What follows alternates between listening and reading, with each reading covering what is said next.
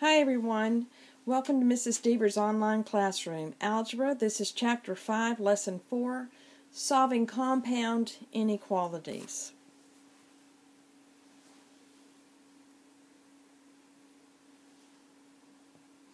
Alright, before we get started, in the past you have solved absolute value equations with two inequalities.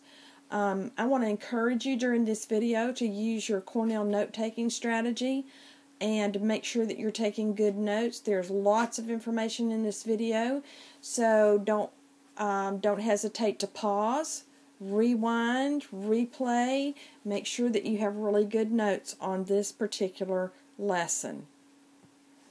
So today what we're going to do is solve compound inequalities containing the word and graph the solution set for it. We'll also be solving compound inequalities that contain the word or and graphing their solution set. A compound inequality is simply two inequalities that come together to form what we call a compound inequality.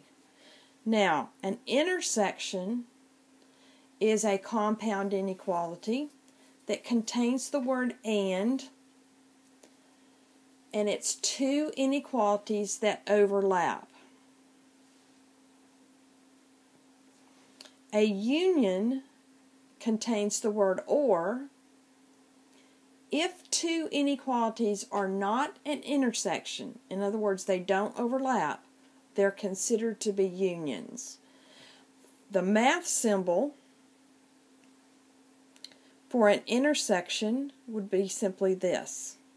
The math symbol for a union would be this. Now the book doesn't use those. They're not included in your answers, but I think that's something nice for you to know, and I would like for you to remember that, so that when you see it in the future in a textbook, you'll understand what that stands for.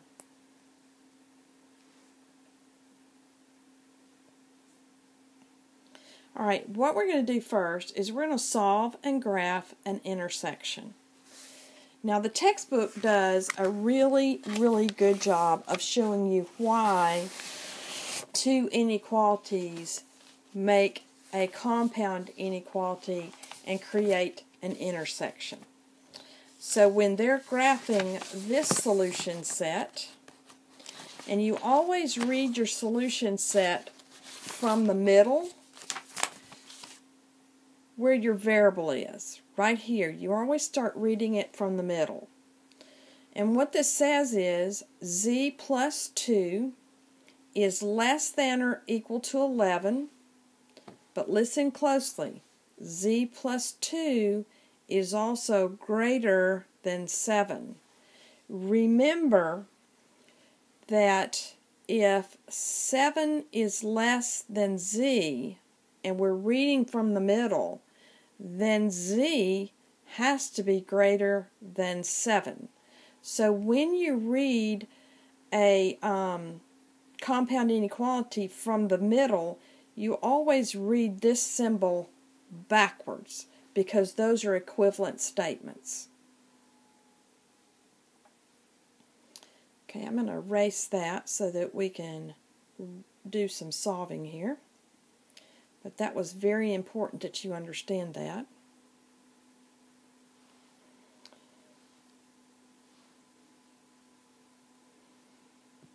Alright, so here, the first thing we're going to do is express this using an and then solve each inequality. Now, I know this is an and statement because it is all written in one form, in one statement.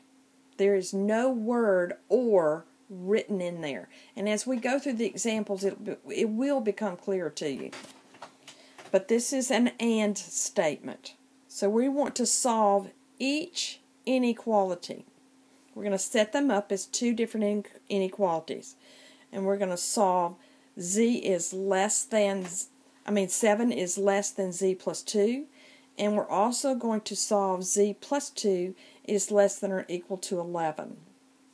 The next thing we're going to do is we're going to subtract 2 from every term.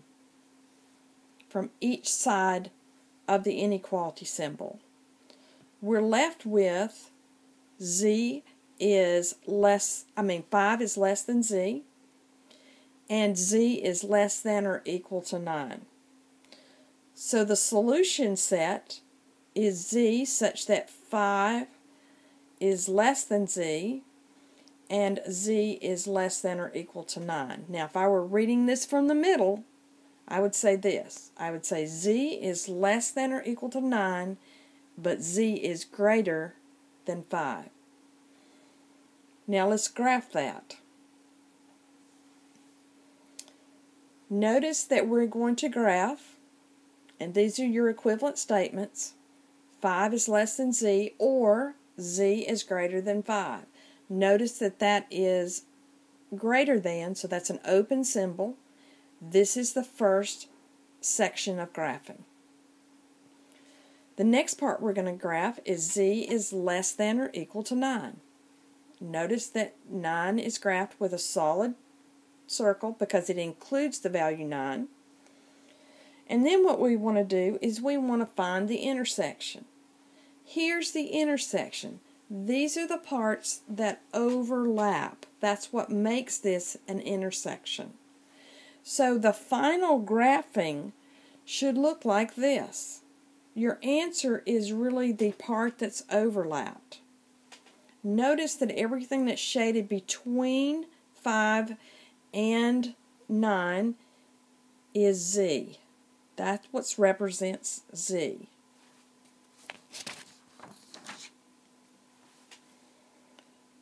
Right?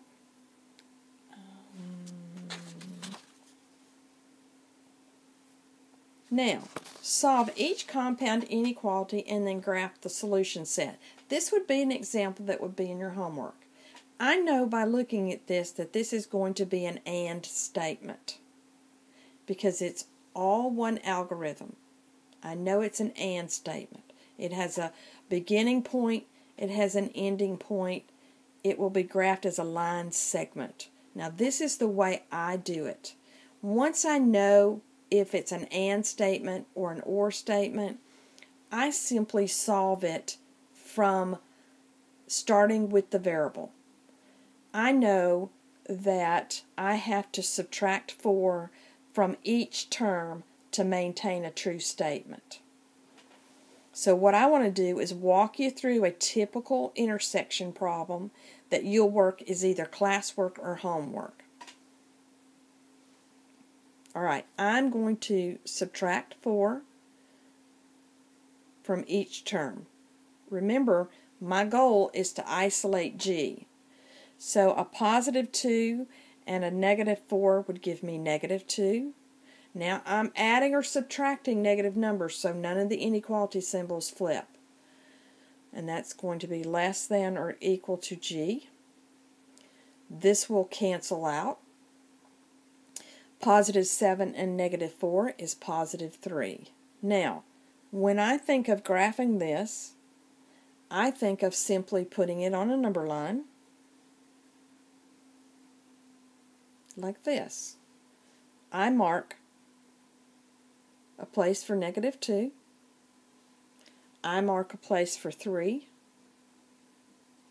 And I know that the values between them will be negative 1, 0, 1, and 2. I don't necessarily mark them. I just make sure that it is a reasonable interval there. I know that for 3 this will be an open circle. I know that for negative 2 it will be a closed circle. And the part that I shade between them represents G. So this is an AND statement.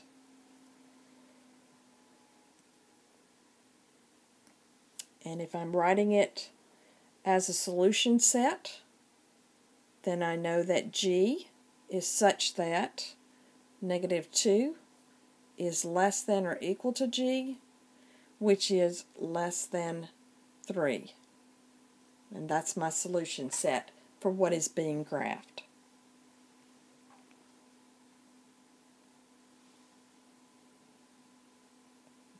Let's go to the next example. Now, some of these examples are not necessarily in order, because I really tweaked this whole PowerPoint to be something I thought would help you. Now what I want you to do is I want you to pause this slide and I want you to try to solve it and graph it. And when you're ready, you go on and let's see if what you did on your paper matches what I did.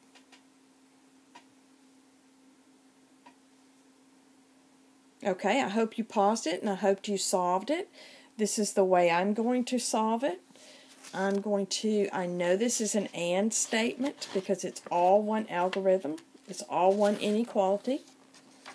Remember that I'm going to, whatever I do to one term, I have to do to all the terms. So I'm going to start with, let's see, -3 is less than x minus 2, which is less than 5. I'm going to add 2 to every term. This will cancel out. That leaves me an x in the middle, which is going to be less than 7. And here, x is going to be, notice I said greater than, because I'm reading it backwards if I'm reading from the middle. X is going to be greater than -1. So that means when I graph it, I'll graph -1, and I'm going to put 7 here. This will be an open circle, and this would be an open circle, and x has to be less than 7, but x has to be greater than -1, so that will be shaded between those 2 points. That's going to make A my answer.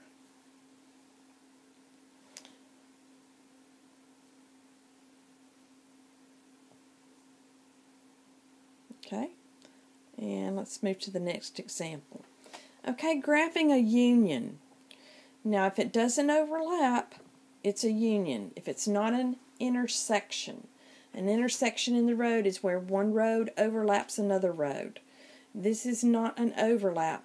Anything that's not an overlap is considered to be a union. Solve the following compound inequality and then graph the solution set. Notice that we have the word or here. So these will be solved separately and then graphed. So I have r plus 6 is less than -8, or r minus 3 is greater than -10. I'm going to solve them separately. So I'm going to subtract -6 from both sides of the inequality.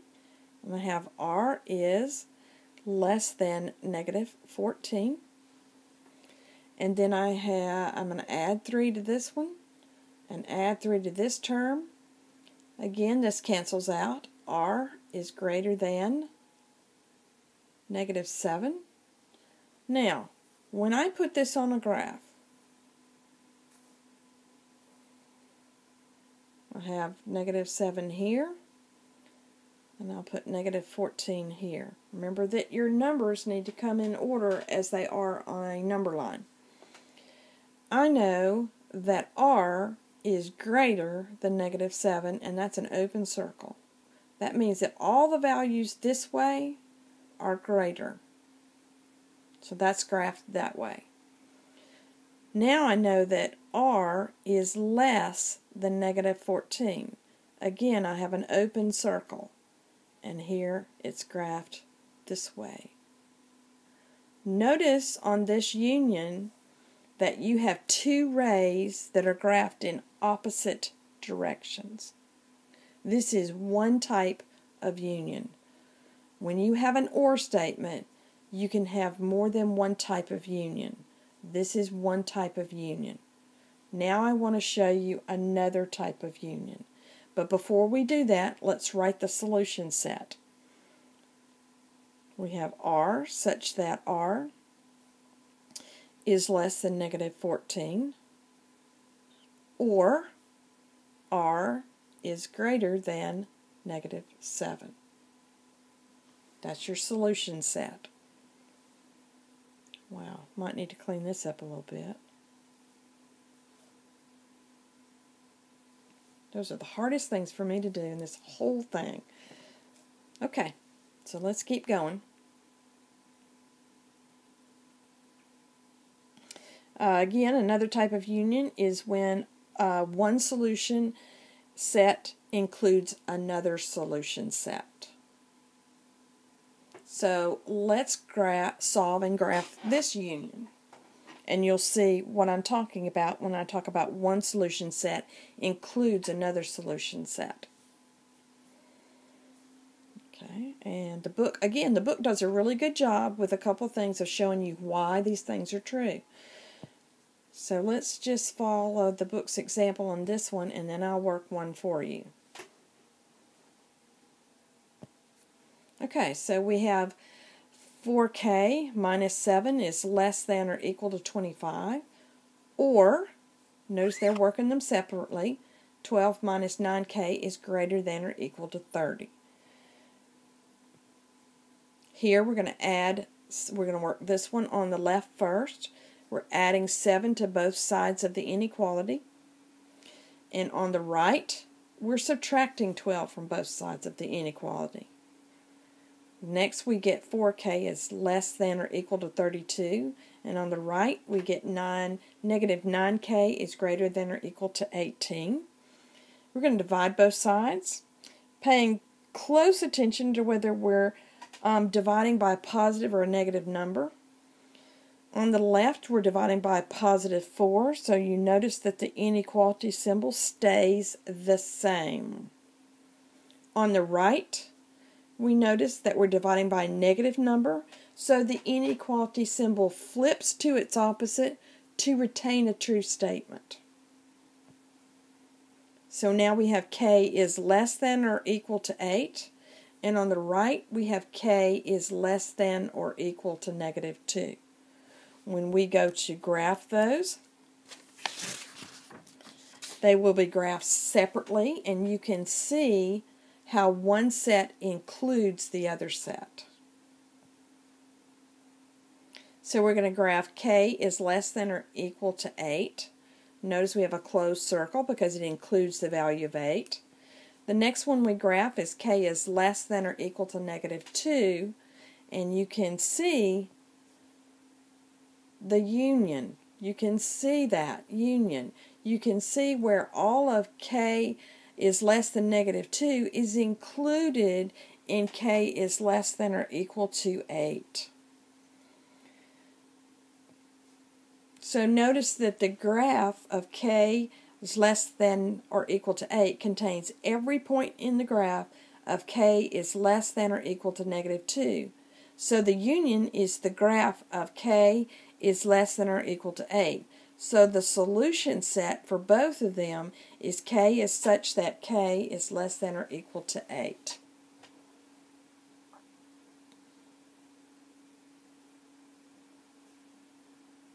Alright, let's do this one. And you can pause and work this problem, and then I'm going to give you a second, and then I'm going to come in, and then I'm going to work it too.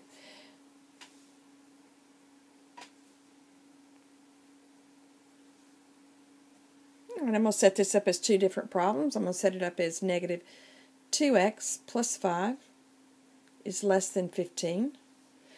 And the other one that I'm going to set up is going to be 5x plus 15 is greater than 20. Here I will subtract 5 from both sides of the inequality. This cancels out. I get negative 2x is less than 10. I'm going to give myself a little bit of room here, guys. Then I will divide both sides by a negative 2. Wow. If I'm dividing by a negative number, I need to flip that inequality symbol. So now I'm going to have x is greater than negative 5. And the second part I will do is 5x plus 15 is greater than 20. Subtracting 15 from both sides of the inequality, this cancels. I have 5x is greater than 5. Dividing by a positive number, nothing changes. I'll have x is greater than 1. So when x is greater than 1 and x is greater than -5, this includes x is greater than 1. So if I just graph x is greater than -5, it will include x is greater than 1. It has to be 6. Here's -5. Well, if x is greater than -5, it goes this way. And x is greater than 1. So all of that is already included in x is greater than -5. So that is another type of union where one ray is included in another ray, or one solution set is included in another solution set.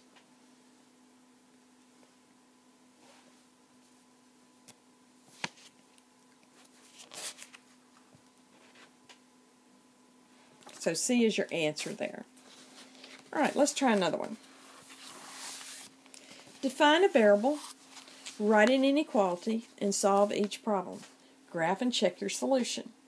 All right, we see that the sum of 3 times a number and 4, 3n plus 4, that's what would represent those words, is between -8 and 10. If it's between two values, it's an AND statement. You set it up as -8, 3n plus 4 has to be between. That means that 3n plus 4 has to be greater than -8. So when you write it, you need to write it with that symbol backwards, because it's also true that if it is greater than -8, that -8 has to be less than 3n plus 4. And 3n plus 4 has to be less than 10 if it's going to be between -8 and 10.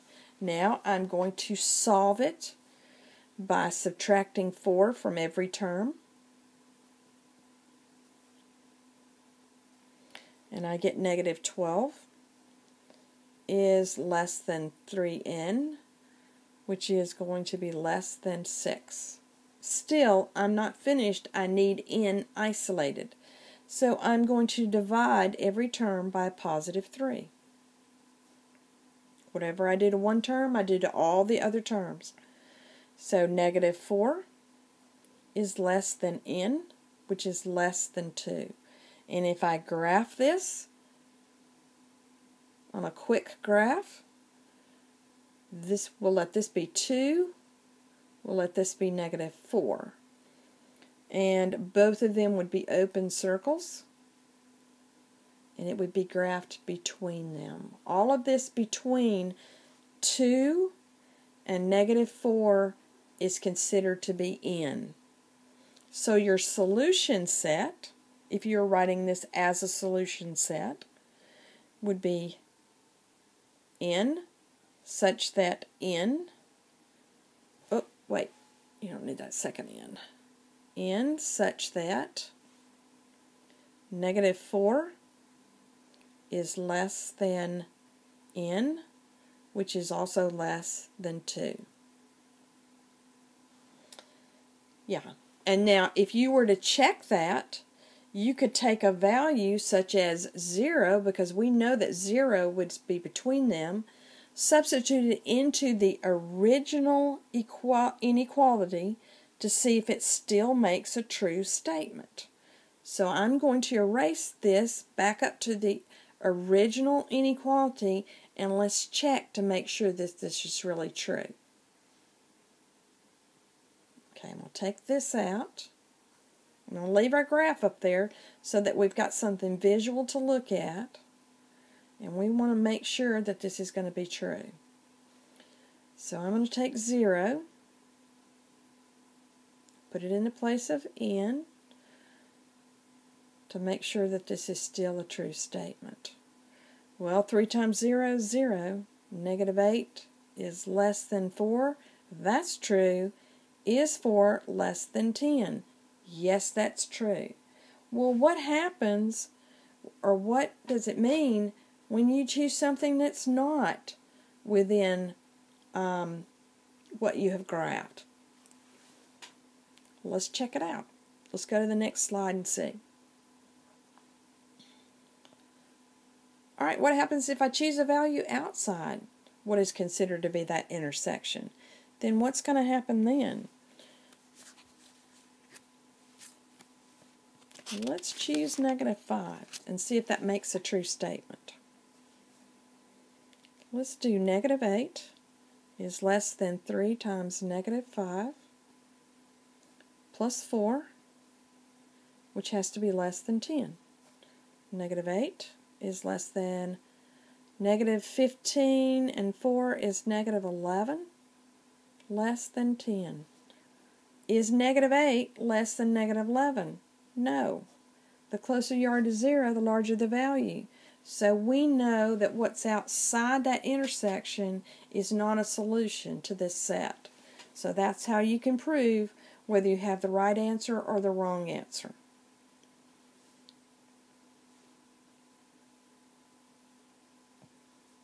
Okay, here's some vocabulary that may help you with word problems.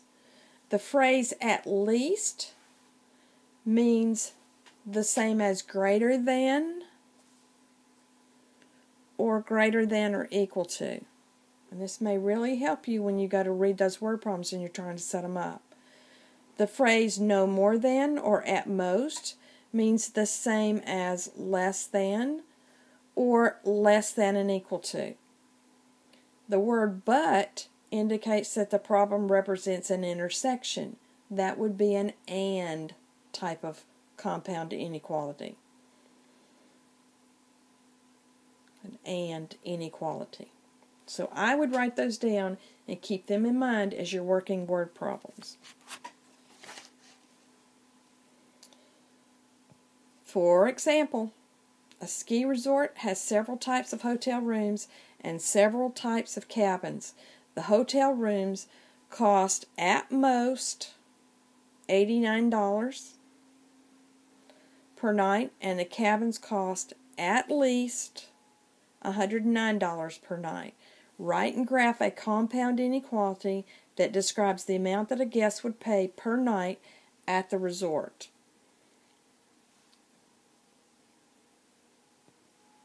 All right, here you go. Remember that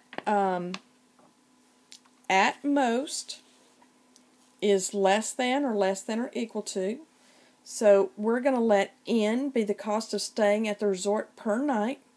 So N at most is $89. So N is less than or equal to 89, or N is at least greater than or equal to $109 per night. Now graph the solution set. So we're graphing N is less than or equal to 89. It can be 89 and it can be less than 89. We're graphing when N is greater than or equal to 109. It can be $109 and it can be more than $109. Notice that we're graphing these. This is an OR statement, so it's a union. So you got two different rays going in two different directions. This is an example of one of those unions. It can't be the cost. There's no cost between 89 and 109. It either is 109 or more, or it is 89 or less. And so your solution set answer is N, such that N is less than or equal to 89, or N is greater than or equal to 109.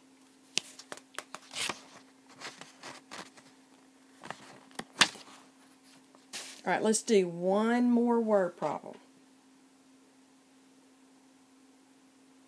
A professional hockey arena has seats available in the lower bowl level that cost at most $65 per seat. The arena also has seats available at the club level and above that cost at least $80 per seat. Write and graph a compound inequality that describes the amount a spectator would pay for a seat at the hockey game. Alright, when I look at this, I remember that at most is less than or equal to. So that cost has to be less than or equal to $65. And then when I look again at it, at least, that means that's the minimum. So that cost has to be either greater than or equal to $80. Now, if I'm looking at the graphs, C for A is less than or equal to 65, and where C is graphed on the first example here, C has to be greater than or equal to 80. That's looking pretty good. If I look at the next one, the cost can't be 70. It's either less than 65 or greater than 80, so it can't be B, because 70 isn't a possibility for the cost. Look at C. That looks like the cost would be greater than 65, not less than 65, so I don't believe it could be C. Let's look at D. Here the cost has to be less than 80 if I'm looking at the graph. It can be 80 and less than 80, but that's not true. That cost has to be greater than or equal to 80. So the only possible answer has to be A.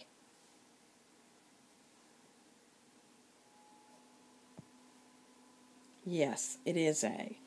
Okay, I hope this helps you some. When you come to class on Tuesday, we'll do the quiz that we have planned. Plus, I'll give you some time to work in class on your classwork and see if I can give you some assistance in class. Thanks for listening to the video. See you soon. Bye.